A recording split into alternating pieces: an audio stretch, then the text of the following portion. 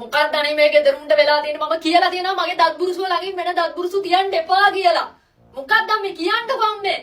තියන්න එපා. මගේ තුවාලේ කොහමද සාලෙට ආවේ? මගේ තුවාලේ කොහමද සාලෙට ආවේ? කවුද ගත්තේ කියන්න? අම්මේ කවුද ගත්තේ කියන්න මේක ඈ? කියන්න. මම කියලා තියෙනවනේ එපා කියලා. මොකක්ද අනේ මගේ බඩුව අල්ලන්න එපා කවුරුත්. අයියෝ අනේ මගේ පිඟානෙන් කන්න එපා අනේ තාත්තේ. මගේ පිඟානෙන් කන්න එපා තාත්තේ. මම විතරයි නේ එකෙන් කන්නේ. අර පොඩි මල්ලි වතුරත් බොනවා මගේ කෝප්පේ. මම රෝස් පාටට ගත්තේ මට ඕනේ ඉඳනේ. මොකක්ද අනේ? අම්මේ අරු ෂැම්පූ එක ගහනවා අම්මේ මගේ. මේ සුවඳ මෙතෙන්ට එනවා. අනේ එපා කියන්න අම්මේ.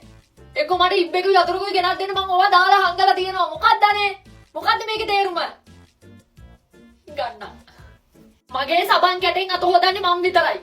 මම ඒක ගෙනාවේ මට පාවිච්චි කරන්න විතරයි. මගේ සබන් කැටෙන් මම විතරයි පාවිච්චි කරන්නේ. තේරුම් ගන්න අප්පා. තුඹුරු පාට කෙස් තියනවා. ආච්චි!